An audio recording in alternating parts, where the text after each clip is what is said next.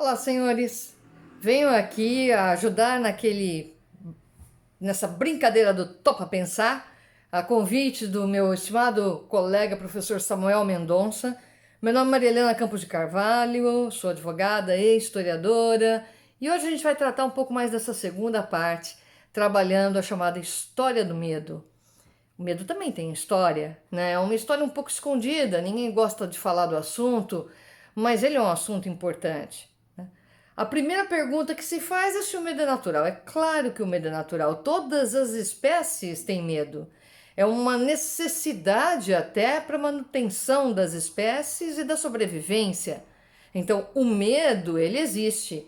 E o medo, ele vem conosco, é íncito ao homem. Por isso que ele é chamado de medo natural, né?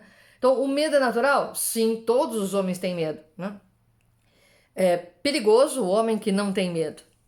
A gente está fora daquele padrão da chamada normalidade, ele está mais para as condutas temerárias, que não é uma audácia. Mas por que que o medo ele é tão pouco falado na nossa história e por que que tanta gente tem medo desse assunto, né? Então vamos trabalhar um pouquinho a história do medo. Primeira coisa, como eu falei para vocês, todas as espécies vivas, os animais têm medo, né? Então, pronto, Marilena, mas se todos os animais têm medo, o homem também é um animal, não tem nenhuma diferença? Tem muita diferença. Porque os demais animais têm um medo só: o medo da extinção, que é o que dá o instinto de sobrevivência. É esse o medo que eles possuem. E o ser humano, talvez até em decorrência, muito provavelmente, da sua capacidade de pensar, ele tem outros medos. Então, nós temos aqui uma diferença substancial. Enquanto os animais vivem inocentemente e têm apenas um medo, que é o medo inevitável da morte, que ocorrerá, da extinção, e lutam pela sua sobrevivência, é o medo de ser comido, né? O homem, ele tem um outro medo. O homem, ele tem diversos medos, aliás, porque ele pensa. Então, ao pensar e ao imaginar, nós temos uma capacidade criativa, criam-se outros medos além do medo da extinção. E o medo da extinção, que é curioso, né? Ele é tratado como algo externo, não como algo interno, nosso, né? Então ele é sempre visto como algo que vem de fora para dentro. Não, o medo é nosso. É o medo da morte. O medo da morte, ele é um medo do presente. Você pode não gostar de falar no assunto, aliás, tem muita gente que não fala do assunto porque acha que atrai, né? Se eu falar disso, vai atrair a morte. Não, não vai atrair. Ela é a única certeza da vida. E mesmo assim você tem medo. Então, esse medo, ele não fica isolado também, senhores. A gente, quando fala de medo, os homens, pela sua capacidade de pensar, eles têm, como eu falei, outros medos. Esses medos se subdividem em duas categorias: os chamados medos coletivos e os medos individuais, que muitos vão se transformar em fobias, em algumas coisas distintas, que pode ser o medo que alguém aqui tenha de inseto, o medo que eu... Veja, aí você já tem pequenas fobias tratáveis, muitas delas. E você tem medos que você não consegue superar ou explicar, né? O medo de um cataclisma, são medos coletivos. O mundo vai acabar, o ser humano vai ser extinto. Esses são medos coletivos. A civilização vai acabar. Esses são chamados medos coletivos. O medo das pestes é um medo coletivo, recorrente na história da humanidade. O medo de que a sua civilização acabe é um medo coletivo. O medo da perda da memória é um medo individual e coletivo. Por isso que temos a escrita. A escrita veio para que se perpetuem as histórias. Por quê? Porque havia o risco de dizimar toda uma população e perder-se todas as histórias. Então a história da escrita está indissoluvelmente ligada à chamada história do medo. Mas o que que isso tem a ver com a minha vida? O que que isso não tem a ver com a sua vida? Porque todos nós trabalhamos medos. Você pode ter um país do medo ou você pode ter um país da alegria. Você pode estar imbuído de medos coletivos e mais controlado nos chamados medos individuais, e você pode ter uma somatória que até impede a existência. Tem gente que paralisa com o medo. O medo ele possui efeitos diferentes. Ele pode ter um efeito paralisante, ele pode ter um efeito paralisante. Não é conveniente. E é bom você trabalhar isso para que você não fique paralisado de medo. Tinha gente que, dependendo das situações, determinadas civilizações, os mesopotâmicos, por exemplo, eles tinham medo dos homens escorpiões. Agora vai olhar aquele filme de outra forma, né? Então, eles tinham medo dos homens escorpiões. Eles morriam de medo. Efetivamente morriam de medo. Né? Se aparecia essa visão imaginária ou real, isso muitas vezes ocasionava a morte.